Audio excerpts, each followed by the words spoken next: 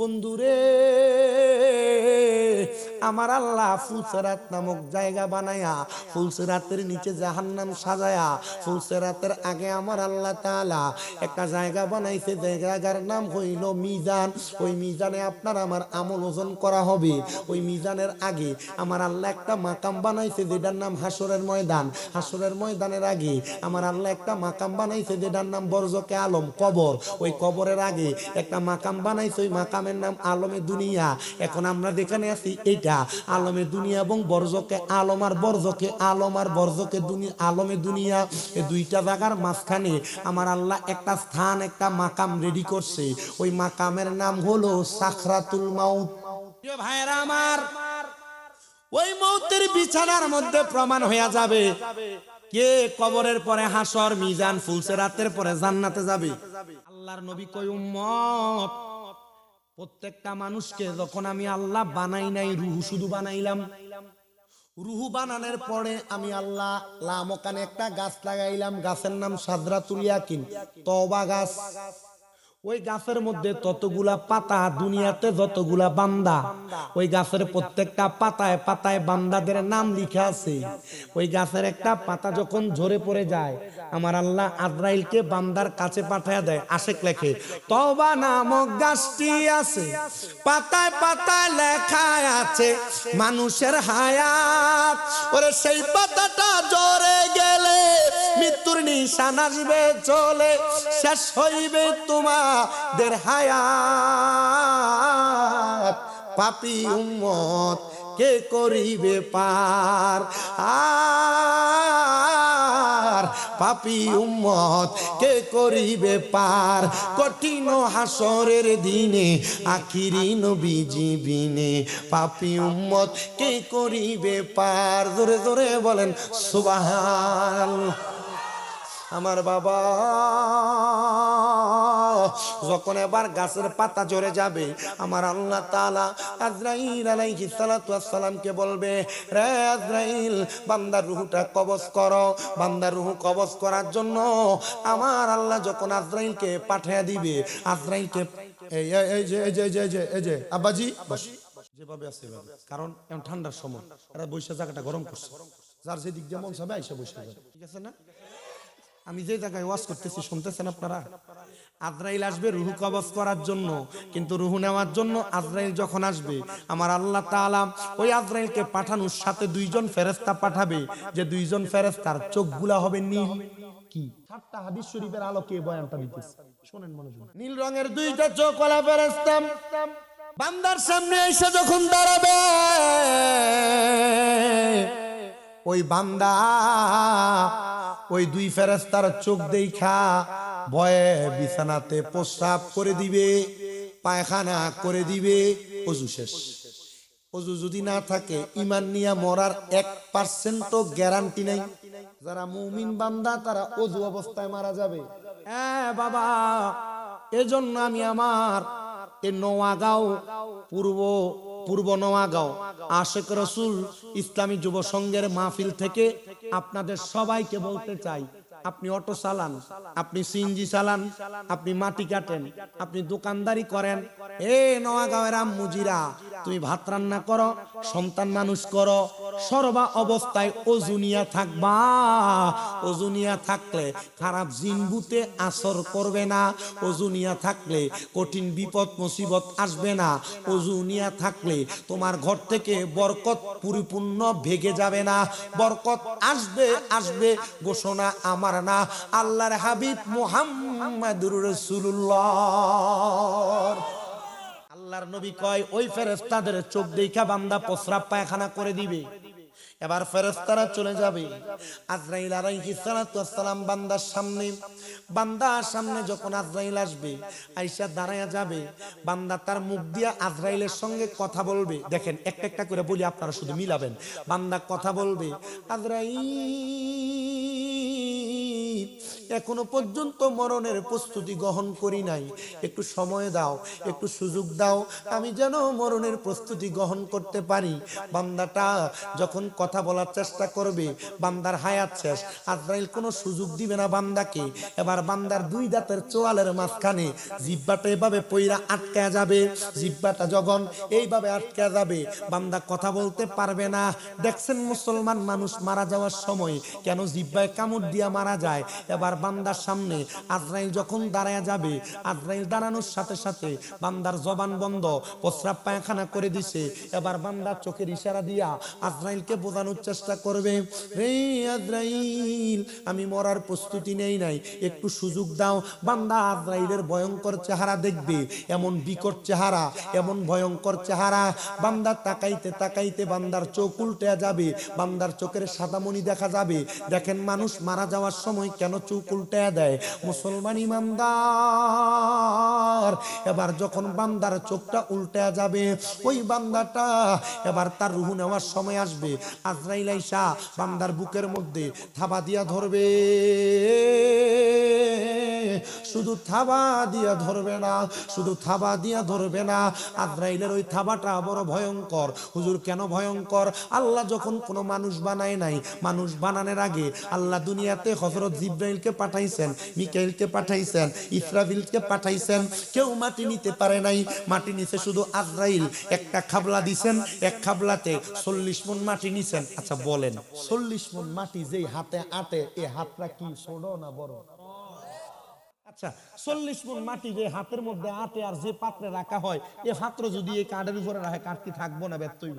আমার উপরে যদি আজরাইলের ওই হাতটা রাখা হয়, হায়াত হইল হাতে বাইরে, মত হইল পায়ে, কোন জায়গায় কার মরণ লেখা, সে জায়গায় সে মরে আমি বুঝিলাম না গো আল্লাহ। মরণের কত দিন বাকি, আমার মরণের আমি জানিলাম না গো আল্লাহ। কি আমার মরণের জানিলাম না গো আল্লাহ। হঠাৎ আজরাইল আসিয়া যেই দিন হস্তে দিবা দড়ি, তখন আমার মনা বাই করবে লুকা চুরি, আমি জানিলাম না গো আল্লাহ। বাকি আমার মরণের আমি জানিলাম না গো আল্লাহ। ওরে কোন জায়গায় যে মরণ হবে, নাম ঠিকানা নাই বলো, কোন জায়গায় যে মরণ হবে, নাম ঠিকানা মইরা গেলে খবর নেওয়ার বন্ধু বান্ধব নাই, আমি বুঝিলাম না গো আল্লাহ। দিন বাকি আমার মরণের কত দিন বাকি, আমি জানিলাম না গো আল্লাহ। মুসলমান, আজরাইলে যখন হাতটা রাখবে বুকের উপরে, 1 নাম্বার বান্দার ঘাড়ের রগগুলা ঠাস ঠাস করে ছিঁড়ে যাবে, নাই? 2 নাম্বার বান্দার হাতের শাহরগ গুলা ছিঁড়ে যাবে। 3 নাম্বার বান্দার পায়ের শাহরগ গুলা ছিঁড়ে যাবে। যখন রগ গুলা ছিঁড়ে যাবে, রক্ত চলাচল করবে। এবার রক্ত যখন চলাচল করতে পারবে না, বান্দার নাকে দিয়া মুখে দিয়া বের হবে। হ্যাঁ, আচ্ছা মারা যাওয়ার সময় রক্ত তাহলে এই কারণে বাইর হয়, মারা যাওয়ার সময় চোখটা হইলে এই কারণে উল্টায়, মারা যাওয়ার সময় নাকে মুখে দিয়া রক্ত তাইলে এই কারণে বাইর হয়, প্রস্রাব পায়খানা তাহলে এই কারণে করে, জিহ্বায় কামড় তাহলে এই কারণে দেয়। কয় শুধু তাই না, বলে আর কি? বলে মরা যাওয়ার সময় আজরাইলে যখন রুহুটা বাহির করবে, আল বিদায়া ওয়ান নিহায়া ইসলামিক ফাউন্ডেশন কর্তৃক ছাপানো কিতাবের 16 নাম্বার খণ্ড, আল্লাহর নবীজি ঘোষণা করেন, পয়গম্বর হযরতে ইদ্রিস আলাইহিস সালাতু ওয়াস সালাম বলে, একটা জীবিত ছাগল জবে করা হয় নাই, লটকা দিয়া চামড়াটা জবে বিহীন টাইনা ছিঁড়া ফেললে ওই বকরির যত কষ্ট হবে, একটা বান্দা বেঈমান, বেআমল, হারামখোর, সুদখোর, ঘুষখোর, বেনামাজি, পরের হক মেরে খায়, চান্দাবাজ, গালি দেয়, মিথ্যা কয়, এদের এত কষ্ট হবে। কথা কোন ঠিক কিনা? কোন ইমানদার ফসরাব পায়খানা করতে করতে মরবে না, কোন মুমিন জিব্বা কামড় দিয়ে মরবে না, কোন মুমিন চোখ উল্টে দিয়ে মরবে না। এবার কোন আমরা এমন মুমিন হইয়া মরতে চাই কারা কারা? দুই হাত সোজা করে তুলে দেন। এবার তাকবীর দেন জোরে। একটা মুরুক বেছে, মুরুক কেউ যদি লইয়া কিনবার লাগিয়া বেচবার লাগিয়া, এই মুরুক কত রে? 500। মানে এলাকা সাধারণ একজন পাবলিকের 350 টাকা দিয়ে কিনছে। সুদকুর যে কাঁচা টাকাটা বাইর করে, এই লো 500 দে, এমনে করছে 500 টাকা দিয়া দেশি মুরগি কিনা মনে হয় এমন জিততে গেছে গা। এ জানে না শুকুর গোশত খাওয়ান হারাম, কিন্তু সুদের টাকা দিয়া মুরগির গোশত কিনা খাইলো হারাম, সুদের টাকা দিয়া খাসির গোশত কিনা খাইলো হারাম, সুদের টাকা দিয়া গরুর গোশত কিনা খাইলো হারাম। আর এত বড় বাড়ি দিয়ে কি ঠিক? আবার উচিত কথা কইলে মোল্লা স্যার কি থাকে না, ঠিক না বেটি? আমরা আবার ঠিক ঠিক কই, এই সুদ করে এক কাপ চা খাবাইলে এর পক্ষে কথা কই। আমরা ঠিক ঠিক কই যে মাদক ব্যবসায়ী, আমরা এর পক্ষে কথা কই। খবর এটা তো শুধু মরণটা দেখলে, এখন মরার পরে আর এর কিছু নাই। মাইটা মারবো রে আড়া উতাইল নি, এইটা তো মাইরই না। আয়ো এটা ফিসতো না, ফিসলে তো শেষ হই, ইতার কিটা খাবাই দেন। আল্লাহর নবী কে হযরতে আনাস ইবনে মালিক প্রশ্ন করি, ইয়া রাসূলুল্লাহ, তার রূহটা কবজ করা হইলো, তার অবস্থা কেমন হবে? কই দেহ পয়রা থাকবে। রূহটারে যখন আজরাইলে নিয়ে যাবে, রূহটা ডাক দিয়ে বলবে, আজরাইল, আজরাইল, আমার এত তাড়াতাড়ি কই নিয়ে যাও? তোমার শেষ ঠিকানা? বলে, তুমি যদি জানতা আমার আল্লাহ তাআলা আমার জন্য কত যন্ত্রণাদায়ক শাস্তি রেডি করে রাখছে, তাহলে তুমি আমার এত তাড়াতাড়ি নিতা না। এবার আজরাইল অপেক্ষা কইরা একটা কাপড় নিবে, আজরাইল এই কাপড়টারে নাকে লাগাবে, আসমানি নিবে। 19 জন ফেরেশতা ডাইনে, 19 জন ফেরেশতা বামে দাঁড়ায় থাকবে। আর বান্দার রূহজন নিব কোনটা? ওই সুদকুরটা, বেনামাজিটা। রূহটা যখন নিব তখন এই 19 জন করে ফেরেশতা এমন করব। আচ্ছা, কি জীবন বানাইলো, মরার পরেও কোনো দাম নাই। এমন বেনামাজির বেনামাজি, এটার মরার পরেও দাম নাই। কেমন হারাম করে হারাম কর, মরার পরেও দাম নাই। এদেরকে বাড়াই দিলে 2টা মনিটর লাগাই নিল, ঠিক নেই? আসেনি তোর দোকানে মনিটর, স্পিকারের নমুনা তো নাই। এ বাবা শোনেন, এবার মনোযোগ লাগায়। আল্লাহর নবী রাহমাতুল লিল আলামিন নবী বলেন, যখন কোন হারাম খোরের দেহটাকে উপরের দিকে নিয়ে যাওয়া হবে, রূহটাকে, ফেরেশতারা বলবে, থু থু থু কেন নিক্ষেপ করা হয়? আজরাইল ডাক দিয়ে বলবে, রে ফেরেশতার দল, কেন থুতু নিক্ষেপ করা হয় জানো? কারণ কি? বলে, বান্দা গুনাহ করতে করতে বান্দার রূহটা একটা দুর্গন্ধযুক্ত রূহ হয়ে গেছে, এই জন্য বান্দার দিকে থুতু নিক্ষেপ করা হয়। আহা, যখন বান্দার এমন কথা বলা হবে, এবার বান্দা ডাইনেও যাইতে পারবে না, বামেও যাইতে পারবে না। সাহাবায়ে কেরাম বলে, ইয়া রাসূলুল্লাহ, ইয়া হাবিবাল্লাহ, নবী গো, এবার বান্দার অবস্থাটা কেমন হবে? আমার নবী কান্দে আর ডাক দিয়ে কয়, সাহাবায়ে কেরাম শোনো, ওই বান্দার ঠিকানা হবে ফি নারি জাহান্নামা খালিদিনা ফিহা। বান্দা চিরস্থায়ী জাহান্নামী হইয়া জাহান্নামের মধ্যে থাকবে, জাহান্নামের মধ্যে থাকবে, জাহান্নামের মধ্যে থাকবে। হুজুর, বান্দা যে জাহান্নামের মধ্যে থাকবে, বান্দার অবস্থা কেমন হবে? নবীজি গো, এতদিন তো জাহান্নামের আযাব সহ্য করতে পারবে না, কতদিন জাহান্নামের মধ্যে থাকবে? আমার নবী বলেন, একটা জাহান্নামী সর্বনিম্ন জাহান্নামে 3000 বছর থাকবে। জোরে জোরে বলেন নাউজুবিল্লাহ। 3000 বছর একটা জাহান্নামী জাহান্নামের মধ্যে থাকবে। দুনিয়ার 3000 বছরের মতো বছর না, দুনিয়ার 500 বছর জাহান্নামের মাত্র একদিন, দুনিয়ার 500 বছর জাহান্নামের মাত্র একদিন। প্রিয় মুসলমান ইমানদার, ওই জাহান্নামী বান্দাটা যখন জাহান্নামের মধ্যে থাকবে, আল্লাহর নবী বলেন, সর্বপ্রথম জাহান্নামের আগুনকে 3 ভাগে ভাগ করা হবে। এক ভাগের আগুন হবে লাল রঙের, ওই আগুনের মধ্যে জ্বলতে জ্বলতে পুড়তে পুড়তে জ্বলতে জ্বলতে পুড়তে পুড়তে বান্দার এমন অবস্থা হবে, বান্দার দেহ একবারে চুরমাচুর হয়ে যাবে, বান্দা চলতে পারবে না, ফিরতে পারবে না, বান্দার অবস্থা বড় নাজেহাল হয়ে যাবে। হায় রে, বান্দার দেহ পুইরা গেলে আল্লাহ আবার ফায়াকুন বইলা দেহ বানাইবো, আবার দেহটারে জ্বালাইবো। ও আল্লাহ, কেন এতবার জ্বালাইবা? একবার শাস্তি দিলেই তো চলে। কয় না রে না, একবার শাস্তি দিলে চলে না, কারণ বান্দা তুমি একবার গুনাহ করো নাই, বারবার বারবার বারবার গুনাহ করেছো, এই জন্য তোমারে বারবার শাস্তি দেওয়া হবে। 1000 বছর জ্বালায়া বান্দারে আরো 1000 বছর আগুনের মধ্যে সাদা ধোঁয়া যোগ করে দেওয়া হবে। সাদা ধোঁয়া যুক্ত আগুনের মধ্যে বান্দা আরো 1000 বছর জ্বলবে। আগুনের রং এবার আবার পাল্টে দিবে। 1000 বছর পরে 3000 বছর হবে, বান্দার আগুনের রং হয়ে যাবে কালো ধোঁয়া যুক্ত। কালো ধোঁয়া যুক্ত আগুনে বান্দাটারে 3000 বছর জ্বালায়া যখন সারখার সারখার সারখার করে দেওয়া হবে, নবী আমার বলেন উম্মত, ও উম্মত শোনো, বান্দার শাস্তি শেষ হয় নাই। সাহাবায়ে কেরাম বলি ইয়া রাসূলুল্লাহ, 3000 বছর এমন ভাবে জ্বালাইবো পুরাইবো, বান্দারে কি আমার আল্লাহ একটু মুক্তি দিবে না? নবী কয় হ্যাঁ মুক্তি দিবে। নবী গো কেমন মুক্তি আপনি বলেন না?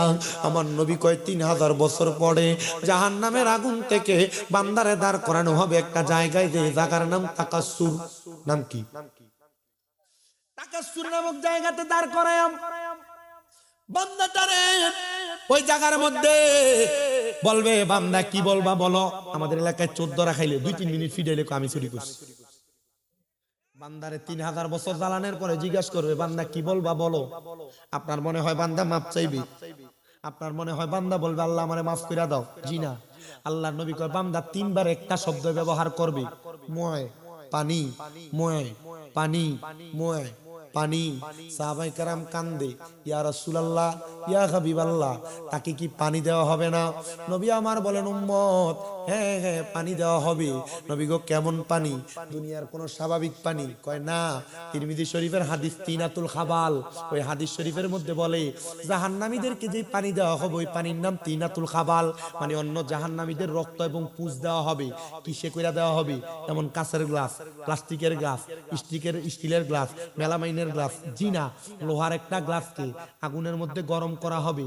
কয়লা যেমন লাল টসটসে হয়ে যায়, ওই গ্লাসটা তেমন টসটসে হয়ে যাবে। রক্তপুঁজগুলো এটাতে দিলে টকবক টকবক টকবক করে ফুটবে। বান্দাকে দেওয়া হবে পান করার জন্য, নেও বান্দা এবার পানি পান করো। বান্দা 3000 বছর জ্বলার কারণে চলতে পারবে না, ফিরতে পারবে না। পানিগুলা নিয়া বান্দা তখন তার জিহ্বায় ঢেলে দিবে। বান্দার জিহ্বাটা গলে যাবে, বান্দার গলা জ্বলে যাবে, বান্দার পেটের নাড়িবুড়িগুলা জ্বইলা পায়খানার রাস্তা দিয়া থরথর থরথর থরথর করে পড়তে থাকবে। প্রিয় মুসলমান, জাহান্নামের এমন কঠিন আযাব যদি সহ্য করতে পারো নামাজ ছেড়ে দাও। জাহান্নামের এমন কঠিন আযাব যদি সহ্য করতে পারো রোজা ছেড়ে দাও। জাহান্নামের এমন কঠিন আযাব যদি সহ্য করতে পারো হারাম খাও, কেউ বাধা দিবে না। তবে মুসলমান, এমন কঠিন শাস্তি, যন্ত্রণাদায়ক শাস্তি তুমি পাইবা কবরের মধ্যে যাওয়ার পর। সাহাবায়ে কেরাম বলে নবী গো শান্তি পাবে কে? কয় রাদিয়াল্লাহু আনহুম ওয়া রাদু আন, যারা আল্লাহরে খুশি করে, আল্লাহ যারার প্রতি খুশি হয় তারাই শান্তি পাবে, তারাই শান্তি পাবে। ইয়া রাসূলুল্লাহ, ইয়া হাবিবাল্লাহ, নবী গো ওই শান্তি আমরা পাইতে চাই। নবী কয় যদি শান্তি পাইতে চাও আল্লাহরে খুশি করো, আল্লাহ যেন তোমার প্রতি খুশি হয়, তুমিও যেন আল্লাহর প্রতি খুশি হও। আমরা সবাই আল্লাহর প্রতি খুশি, কথা বলেন ঠিক কিনা? প্রিয় মুসলমান, আল্লাহকে খুশি করার জন্য সর্বপ্রথম যে কাজটা করা লাগবে সেটা হলো পবিত্র পবিত্র পবিত্র হওয়া লাগবে। আমি আপনাদের কাছে ছোট্ট একটা কারগুজারি ঘটনা শোনাইলে আপনারা ভালোভাবে বুঝতে পারবেন। যিনার নাম হলো হযরতে নোমান ইবনে আব্দুল্লাহ বাজমি রহমতুল্লাহ আলাই। হযরতে নোমান ইবনে আব্দুল্লাহ বাজমি রহমতুল্লাহ আলাই বলেন, হে দুনিয়ার মানুষের দলেরা, আমি তোমাদের কাছে একটা আবদার করতে চাই, যে আবদারটা তোমরা যদি শোনো তাহলে তোমরা আর কোনোদিন অপবিত্র থাকবা না, আর কোনোদিন গুনাহ করবা না। বলে কেন কেন কেন? বলে গুনাহ এই কারণে করবা না, আমি যদি দুনিয়ার জমিনের ভিতরে থাইকা আমি আব্দুল্লাহ বাজালি দুনিয়ার মানুষের এবং কবরের মানুষের প্রেক্ষাপট বর্ণনা করি, তোমরা গুনাহ ত্যাগ করে দিবা, অপবিত্রতা থাকবা না। হযরতে আব্দুল্লাহ বাজালি রহমতুল্লাহ আলাই বলে, একদিন সকালবেলা আমাদের এলাকার একজন লোক মারা গেছে। কে মারা গেছে? কে?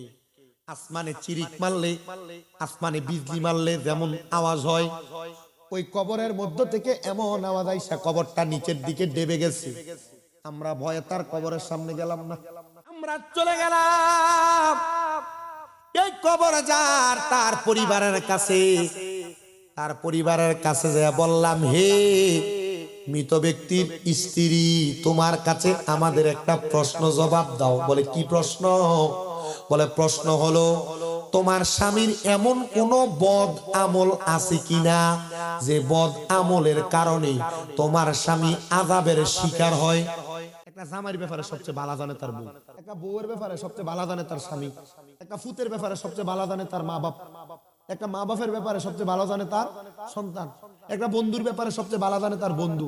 তবে শয়তান মার্কা বন্ধু যদি হয় বালাটারও ফোংনা বানাই দেয়।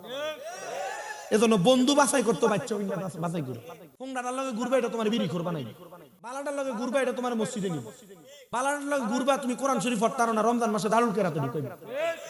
বহুত ফলাফাইন আছে, এটা কোরআন শরীফ পড়তেই পারে না। সুযোগ আছে এলাকাতে, সাহেব কেবলারা আমাদেরকে এই সুযোগ দিয়া গেছে, কিন্তু আমরা একটা সমস্যা আছে, আমরা কেউ বালা জিনিস দিলে আমরা এটারে গুতাই কেন বিষয় নিয়ে খবর জানি, মানে দাওয়াত দিয়ে দেখা আমার নামের শেষে রেজা আছে দেখা বহুত আমার গুতা। আমি যে এখানে আইসা আমি রেজা হইয়া তো সাহেব কেবলাদের বিরোধিতা করবো, আমার এই ক্ষমতা নাই। কেন? ওনারা যে খেদমত করছে আমি তার কিঞ্চিত পরিমাণও করতে পারি না। কথা কি বুঝতে পারছেন? আমি কোন সাহস আমি ওনাদের বিরোধিতা করবো? পীর বুজুর্গানে দিন আউলিয়া কেরাম মাসলাকগত দ্বন্দ্ব যার যার জায়গায় থাকবে, কিন্তু প্রত্যেকের খেদমতকে স্বীকার করতে হবে। কথা কি বুঝছেন? আমাদের এই স্বীকারোক্তি থাকতে হবে। আমি এই মাসলাকের না বিদায় আমি এই মাসলাকের বিরোধিতা করবো এমন হতে পারে না। দারুল কিরাতের মাধ্যমে এই সিলেট অঞ্চলে সহ দেশের বাইরে পর্যন্ত খেদমত হয়েছে। আমার একটা মা আছে সিলেটের লন্ডনের ম্যানচেস্টারে থাকে, মনোয়ারা খাতুন, ওনার মেয়েটাকে দারুল কিরাতে ছাত্র পড়ায়। দারুল কিরাতে আমার সাহেব কেবলাদের নাতিরা ওইখানে যায়, তার মানে লন্ডনে পর্যন্ত দারুল কিরাতের খেদমত চলে। আমি নিজে কমি মাদ্রাসায় কারিয়ানা পড়ছি, এজন্য কি আমি বিরোধিতা করবো? এই যে খারাপ কাজ করে সে তার খারাপ কাজের তার কর্মের ফল আল্লাহর কাছে ভোগ করবে। কথা ক্লিয়ার? আপনি ভিটাভিটি করেন যে, মারামারি করেন যে, হুজুর আমরা করি না, আপনারা মোল্লা রাইতো কথা সত্য আল্লাহ বাচ্চা মোল্লা মান্য। প্রিয় মুসলমানেরা, ওই স্ত্রী ডাক দিয়া কয়, আমার স্বামীর অন্য কোনো বদ স্বভাবের কথা আমি বলতে পারবো না, তবে একটা বদ স্বভাব ছিল। আমার স্বামী যখন অপবিত্র হইতো, আমার স্বামী পবিত্র হইতে একটু দেরি হইতো।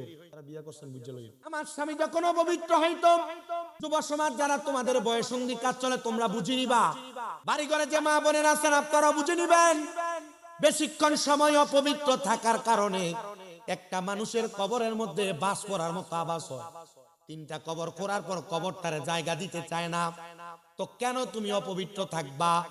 আল্লাহ প্রস্রাব করার পরে, ওই যে আগে দিয়ে উদাহরণ দিছি এটা ধরার জন্য। আমাদের মুসলমান জাতি এত নিকৃষ্ট আমরা হয়ে গেছি, মুসলমান দাবি করি দাড়ি টুপি পাগড়ি পাঞ্জাবি, তখন যে সুরত যে লেবাস নেওয়ার দরকার আমরা এইটাই নেই। আমাদের প্রস্রাব ব্যাগ ধরলে আমি তাকাই না, দাঁড়ায় দাঁড়ায় প্রস্রাব করি, পানিও নেই না, টিস্যুও নাই, ক্লিয়াকুলুকও নাই, প্রস্রাব করে যে। আর তুমি যে করো কোনো পার্থক্য আছে? পুরের চাইতে নিকৃষ্ট কেন? তুমি না আশরাফুল মাখলুকা? আল্লাহর সন্তুষ্টির জন্য সর্বপ্রথম যেই কাজটা করবা সেটা হলো পবিত্রতা।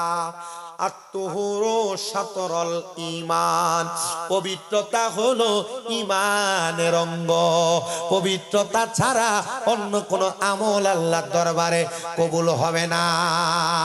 জোরে জোরে বলেন ঠিক না বেঠিক? আল্লাহর সন্তুষ্টি অর্জনের জন্য পবিত্র থাকা দরকার। আমার এক মুরব্বী মুসল্লি আমার জিজ্ঞাসা, হুজুর আমি তো বয়স হয়ে গেছে, অনেক সময় রুকুতে যাওয়ার সময় প্রস্রাবের ফোঁটা ফিরে যায়। অনেক বয়স্ক মানুষ আছে এমন হয়, তাই না? হুজুর এখন আমার যে প্রতিবারই এমন অবস্থা হয়, তো আমি বৈশা বসে ইশারায় নামাজ পড়ি যেন প্রস্রাব না বের হয়। এখন যে বয়স, যদি এই শীতকালে ঠান্ডা পানি দিয়ে গোসলও করি, একবার করার পরে তো হুজুর গা গরম হবে না, আমি কি করবো? আমি বলছি আপনার যেই, উনি আবার আমাকে বলছে, হুজুর আমি আলাদা একটা কাপড় পরি যেন এটাতে পরে। আমি বলছি আপনি কাপড়টা পাল্টায়া যে অংশটাতে পড়ছে আপনার সন্দেহ মনে হয় এই জায়গাটাকে ধৌত করে, ধৌত করে বৈশা বৈশা আসতে ইবাদত করে। আব্বাজি বয়স যদি বাইরে যায় আর ইবাদত করতে পারতেন। দেখো মক্কা শরীফে যে তাওয়াফ চলে, তাওয়াফের মাঝখান দিয়ে দেখবো অনেক মুরব্বীরা দৌড়ায় হাঁটে, কে লাগা কেমন প্রস্রাব করে যায় অথবা ধরেন গ্যাস বাইর হয়ে যায়, এটার কারণে এরা ইবাদতে ঘাটতি হয়। মক্কার একটা জামাত মিস করে দেয়, আর মানুষ একটা মক্কার জামাত পড়ার লেগে বাংলাদেশ থেকে লাখ টাকা খরচ করে দেয়। যুবক ভাই যারা আছেন, আব্বা আল্লাহর রাস্তা আপনার কাছে পায়ে হাত দিয়ে, আমার একটা ভক্ত মারা গেছে টাঙ্গাইল বাড়ি জাকারিয়া, মোটরসাইকেল অ্যাক্সিডেন্ট করছে, তার 21 দিন পরে মরছে। হ্যাঁ আমার কাছে সব সময় কত, হুজুর আপনি আমার লাগে দোয়া করেন, আমি যখন মরার সময় কালেমা পড়তে পড়তে মরতে পারি। আমার ওয়াজ শুনছে আর কি, আমি কালেমা আওয়াজে বলছিলাম, কালেমা পড়তে পড়তে যতজন মারা গেছে এরা জান্নাতে গেছে। হুজুর আপনি আমার লাগে দোয়াটা করেন, আমার লাগে দোয়া করেন। তো অ্যাক্সিডেন্টের 21 দিন পরে মরছে, তার মা আমার ফোন দিয়া কান্দে দিছে, ফোন দিয়া হুজুর আমার ফুতের একটা স্বপ্ন ছিল, টাকা পয়সা দ্বন্দ্ব দৌলত কিছুর আশা ছিল না, তার বাপের লাখ লাখ টাকা, আমি শুধু একটা গজল গাইছি আমার জায়গা হবে না আমার মরাল আসার লাগিয়া, কি আমার এই গজল গাওয়ার পর আমার লাগে 1 লাখ টাকা বাড়াইছে। হুজুর এটা আপনার হাদিয়া। হুজুর আমার ফুতে টাকা পয়সার আশা করে না, হুজুর আমার ফুতের শুধু নিয়ত ছিল মরার সময় কালেমা পড়তে পড়তে মরবে। হুজুর দোয়া করেন, আমি আমার ফুতের হলে কোনো টেনশন করি না, মার ফুট মরে গেলে মার মনে কষ্টটা কম না বেশি? বেশি। হুজুর আমি আমার ফুতে আমার ডাইন রানের উপরে মাথা রাখিয়া লা ইলাহা ইল্লাল্লাহু মুহাম্মাদুর রাসূলুল্লাহ ফইরা আমি মার গালটা তার দিয়ে কইছে, মা তুমি আমারে মাফ করে দিও। হুজুর আমার মা মরে গেছে, আমার ফুতে মরে গেছে। হুজুর আল্লাহর কসম করে কয় আমার ফুত জান্নাতি, এটা আমিও জানি। তুমি যুবক ভাই যারা এখানে বসছো, আল্লাহর রাস্তে ব্যবসা করো বরকত হয় না, কামাই রুজি করো বরকত হয় না, টাকা পয়সা ইনকাম করো বরকত হয় না, বিদেশ যাওয়ার চেষ্টা করো পারো না, রোগ বালা মুসিবত যায় না। অনেক মহিলারা ঘরে আছেন, রোগ বালা মুসিবত যায় না। একটা ওসিয়ত আপনারা সহ সারা বাংলাদেশে আমার যত ভক্ত মরিদান আছে এর কাছে আমি একটা আবেদন করি, সব সময় পবিত্র থাকবেন। 2 নাম্বার 5 ওয়াক্ত নামাজ পড়বেন। 3 নাম্বার কখনো হারাম খাইবেন না। 4 নাম্বার তাহাজ্জুদ নামাজ পড়বেন। 5 নাম্বার, এটা বড় মারাত্মক জিনিস, এটা পারবেন কিনা এটা আপনার নিজের বিষয়। বেশি বেশি যখনই সময় হয় দুরূদ শরীফ আল্লাহ আল্লাহ আল্লাহ নবী সারা আপন কে গো না হাই গো মুমিন ভাই নবী সারা আপন কে গো না মাশাআল্লাহ আল্লাহ আল্লাহ জবানটা কইলা আল্লাহর কো শরণ নাই। আল্লাহ আল্লাহ নবী ছাড়া আপন কে গো না হাই গো মুমিন ভাই নবী ছাড়া বান্ধব কে গো নাই মারহাবা আল্লাহ আল্লাহর ডাকলে শরম নাই। আল্লাহ আল্লাহ আল্লাহ নবী মাতরি গর্বে আসিয়া পিতা হারা হইয়া এতিম রূপে আসলে নেই দরাই মারহাবা আল্লাহ আল্লাহ নবীর পবিত্র ওই মুখে দুধ খাইলেন যার বুকে দন্ন হইল বিবি হালিমা হাইরে মুমিন ভাই নবী ছাড়া বান্ধব কে গো নাই মারহাবা আল্লাহ আল্লাহ আল্লাহ আল্লাহ আল্লাহ একদিন নিয়া যাইবা ইমানদার বা নাইয়া নিও নবীজির প্রেম ইমানের মূল সবাই বোঝার তৌফিক দিও মারহাবা আল্লাহ আল্লাহ কোরআনে আব্বায়াসে ইউহিব্বু কয় হাদিসেতে হুব্বুর রাসূল মিনাল ঈমান হাদিস শরীফ কইলা দেখো মাশাআল্লাহ আল্লাহ আল্লাহ আল্লাহ একদিন নিয়া যাইবা ইমানদার বা নাইয়া নিও নবীজির প্রেম ইমানের মূল সবাই বোঝার তৌফিক দিও মারহাবা আল্লাহ আল্লাহ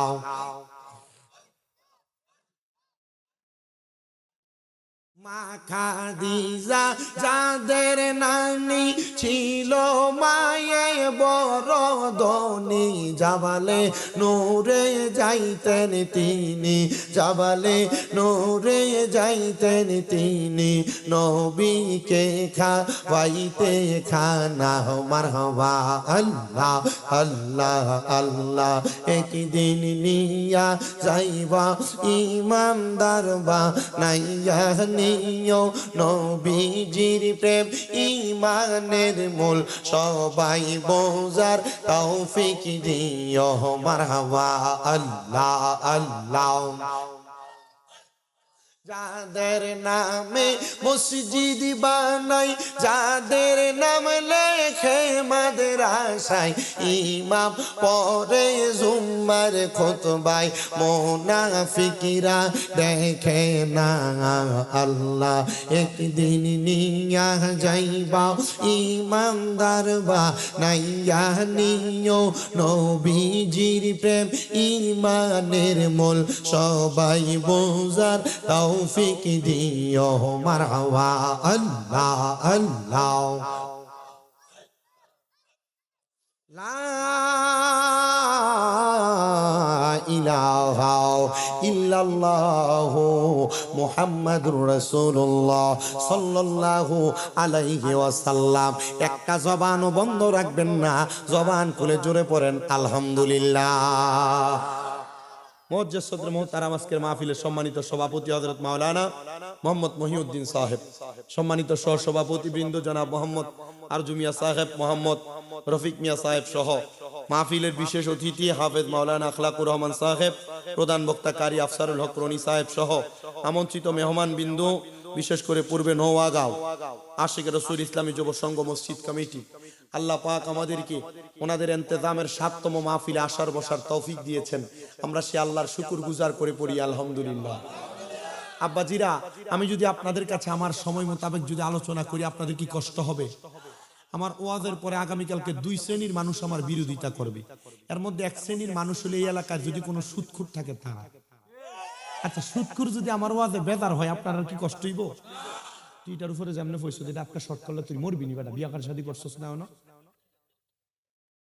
আচ্ছা, এলাকার সুদখুর আছে না নাই? সুদখুর যদি বেদার হয়, আপনারা বেদার হবেন। ঘুষখুর যদি বেদার হয়, আপনারা বেদার হবেন। কারণ ওয়াজ যদি সুদখুর আর ঘুষখুরের বিপক্ষে যায়, নোয়াগাঁওয়ের মানুষের কোনো অসুবিধা আছে? আবার আমারও মাঝে মাঝে বিবেকে বাধা দেয়, সুদখুরটির একটু শরম নাই, একটু লজ্জা নাই, এরা কেমনে জানি সুদের টাকা খাইয়া মসজিদের সভাপতি হয়। আমাদের সমাজের মানুষও কেমন নির্লজ্জ, এই সুদখুর ঘুষখুর ধইরা মসজিদের সেক্রেটারি বানায়। দেখবেন যে বেটা এক কাপ চায়ের কাছে ব্যস্ত হয়ে যায়, এটার এলাকার সর্দার বানায়। যেটা মানুষের জমি জমা দখল করে খায়, এটার নিয়ে এলাকার মাতাব্বর মেম্বার চেয়ারম্যান বানায়। কথা কয় না, ঠিক না বেঠে? আব্বা, আচ্ছা, এই লোকগুলা যে এই বালা বালা জায়গাতে দেয়া বসে, আপনারা কন্ত আসলে কি দোষটা কি তারার না আমরা? কেন যদি জিগায় এই নওগাঁয়ের মানুষ সুদখুরের সভাপতি বানাও খেল লাগিয়া, ওই মসজিদের ছাদ ডালাই দেওয়ার সময় রডটি দিছে লেগু সভাপতি বানাইছে। কথা কয় না? যদি কয় এর এলাকা সর্দার বানাইছে কি লাগা, এত ফাঁসতে চায়ের কাছে ব্যস্ত হয়ে থাকা, এক কাপ চা খাবাইলে বিচার ঘুরে করে, এমন লোক আছে না? আছে না? যদি জিগা এরা বানাইছে এলাকার সবচেয়ে বড় পয়সাওয়ালা।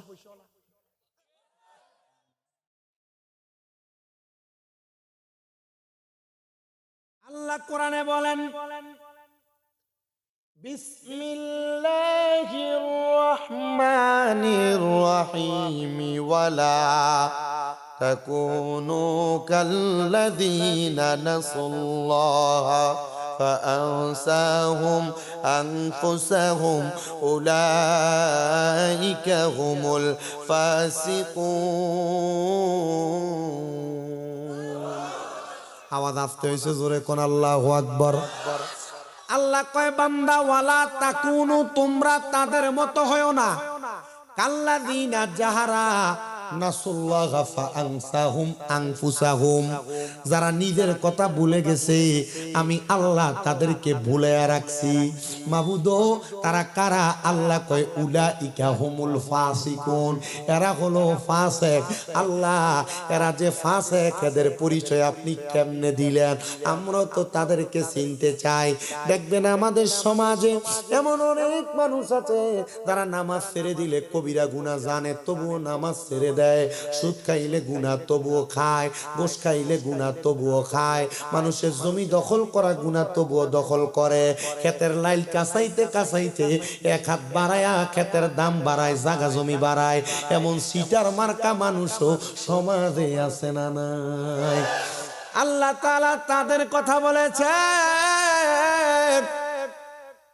এ আল্লাহ এদের অবস্থাটা কেমন হবে গো? আল্লাহ জানে দেয় বান্দা এদের অবস্থা, এরা আর কেউ না, এরা ফাসিক থেকে দাফে দাফে কাফের হয়ে যায়। হুজুর কেমনে কাফের হয়ে যায়?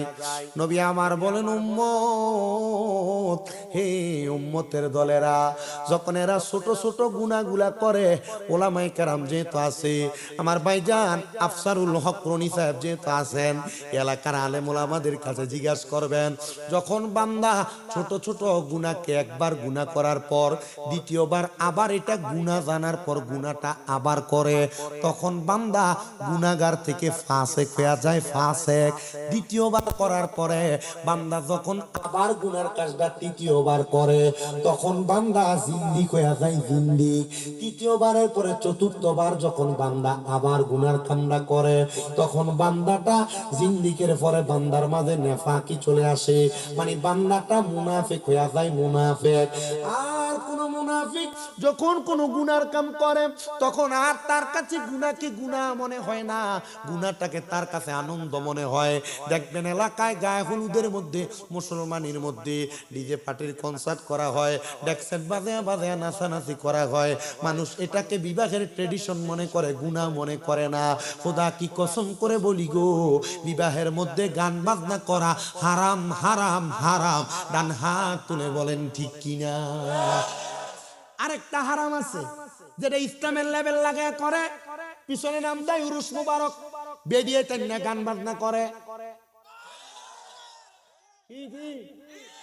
এরাও সুন্নি দাবি করে, আমরাও সুন্নি, এদের সাথে আমাদের মধ্যে একটা তফাৎ আছে, এরা হলো ভণ্ড সুন্নি আর আমরা হলো হক্কানি সুন্নি। যারা মহিলা দিয়ে উরুস মুবারকের নাম দিয়ে বেডি দিয়ে গান বাজনা করে, এরা জিন্দিক, মুরদাত, মুনাফিক, কাফের। এদের সাথে সঠিক আহলে সুন্নাত ওয়াল জামাতের কোনো সম্পর্ক পূর্বেও ছিল না, বর্তমানেও নাই, ভবিষ্যতেও থাকবে না। এবার আপনারা বলেন এদের সাথে কি আমরা আছি না কি নাই? ক্লিয়ার কথা। প্রিয় মুসলমানেরা, যারা মুনাফিক, যারা এক গুনাহ করতে গুনাহটাকে গুনাহ মনে হয় না। আপনারা কি আমার ওয়াজ বুঝতেছেন? বুঝতেছেন? মানে একবার মনে করেন দাঁড়ায় প্রস্রাব করা গুনাহ, আজকে আপনি জানছেন, জানার পরে আপনি আবার দাঁড়ায় প্রস্রাব করছেন, তখন আপনি গুনাহগার ঠিক হইবেন ফাসিক। দ্বিতীয়বার জানেন দাঁড়ায় প্রস্রাব করা গুনাহ, এখন আপনি তৃতীয়বার আবার করলেন, তখন আপনি হবেন জিন্দিক। চতুর্থবার আপনি জানেন দাঁড়ায় প্রস্রাব করা গুনাহ, আবার করছেন, তখন আপনার ভিতরে আসবে মুরতাদি অথবা নেফাকি, তখন আপনি হবেন মুনাফিক। এরপরে হ্যাঁ দাঁড়ায় করুক, বইয়া করুক, হুইত্যা করুক, ঘুমাইয়া করুক, যেমনি মুতুক, এটা মুনাফিক থাকে, এটা আর ভালো মানুষ হয় না। এটা ফসলাপ দিয়ে বুঝাইছি। গান বাজনা একই তরিকা, গালি দেওয়া একই কথা, মিছা কথা কওয়া একই কথা, আপনার বেডিরে বেফরদা ছেড়ে দেওয়া, জুড়ে কও। 8 বছর আগে মনে হয় আসলাম না জানাউরা, 2008 সাল, 8, 9, 10, 11, 12, 13, 14, 15, 16, মানে 9 বছর আগে। মানে বুঝছেন নি, আমার এমনি দেখতে ছোট ছোট দেয়া যায়, 9 বছর আগে ওয়াজ করি আমি। 26 চলে, হ্যাঁ আমি ওয়াজ করি 17 সাল থেকে। মারহাবা কইন, আলহামদুলিল্লাহ আপনাদের দোয়ার বরকত। আমার কামেল শেষ, কামেল পরীক্ষা দেওয়া মাস্টার যেটাকে বলেন শেষ। কুমিল্লা ইউনিভার্সিটি থেকে বাংলা অনার্স কমপ্লিট হয়ে গেছে, কারিয়ানও কমপ্লিট হয়েছে, যথেষ্ট। আমি আপনাদের কাছে কোন কথা বলতেছিলাম? মুনাফিক। মারহাবা, আপনাকে ধন্যবাদ। এটা মোবাইল, এটাতে ভালোও আছে খারাপও আছে। ইউটিউবে ঢুকলে ভালোটাও সামনে আইয়ে খারাপটা হইবে, ভিডিওতে ছবি হইয়া আবার ল্যাংড়াটাও হইবে। কথা কয় না। আবার যদি কেউ কোরআন তেলাওয়াত সাথে সাথে কোরআন তেলাওয়াত পাই। এখন আমি এটারে ভালোভাবে ব্যবহার করবো না খারাপ ভাবে ব্যবহার করবো, এটা নিতান্তই কথা কয়। ওই দেন আমি টিপ দেই না, এটার মাঝে অটোমেটিকলি গাড়ির ছবি আসে নাই? আমার মাঝে মাঝে ভিডিওতে ছবি হয় না, আমাদের টাইম সাউন্ডের লাগে আপনি যদি চাই ভিডিওতে ছবি আটকা চলে আরে ভাগলারু। আমি মাঝে মাঝে বিপদে পড়ে যাই, মোবাইল উৎ করে রাখি মসজিদে গেলে, না জানি আমার মুসল্লির সামনে টিপ দিলে ভিডিওতে ছবি হয় কিনা। এখন কোনটা গুনাহ আর কোনটা ভালো এটা আমরা জানি কিনা? দুনিয়াতে জানে না এমন কোনো মানুষ নেই, সবাই জানে। এখন জানার পর গুনাহ যখন করে মানে না, তখন এটা মুনাফিক হয়ে যায়। হ্যাঁ, আমি কোন দিক দিয়ে ধরতেছি আপনি বুঝতেছেন না, এখন ঠিক ঠিক বাড়িয়ে দেবো আইতাছে। এবার যারা জানার পরে মানে না, আমি যদি জিজ্ঞাস করি এই নোয়াগাঁওয়ের মানুষ যারা বাড়ি করে চিন্তা করতেছে ওয়াদ করতেছে চলুক, স্যান্ডেল যে ফুরিয়ে গেছে এটা আরো হয়েছে না, মারহাবার আওয়াজ তো জোর দেয় না দমকারিয়া। বিরিয়ানি মজ হইছে তো, আমি খাই ভাই, মজ হইছে না, আমি খাই এসে খাই মারহাবা জোরে কয় না। খুব কষ্ট, আমি আসলে এই সন্ধ্যার পরে ফেটে ক্ষুধা লাগাতে ওইখানে খাইয়ে ফেলছি। খানা খাইতাম রে ভাই, আমি তো মনে করছি সাতগাত তুই আইলে মনে হয় যে 2-4 মিনিট লাগবো, অন্দিয়ানা আইতে 23 মিনিট লাগছে। আচ্ছা যাক গেল গা, আমার ওয়াজে থাই আমি। জান্নাতে যাওয়ার জন্য আমরা সবাই নামাজ পড়ি, কথা কোন ঠিক তো কইছি, কিপটা মুসলমান আসতে জান্নাতে যাওয়ার জন্য নামাজ পড়ি, জান্নাতে যাওয়ার জন্য রোজা রাখি, জান্নাতে যাওয়ার জন্য মাহফিল করি, জান্নাতে যাওয়ার জন্য গালি দেই, ঠিক বল।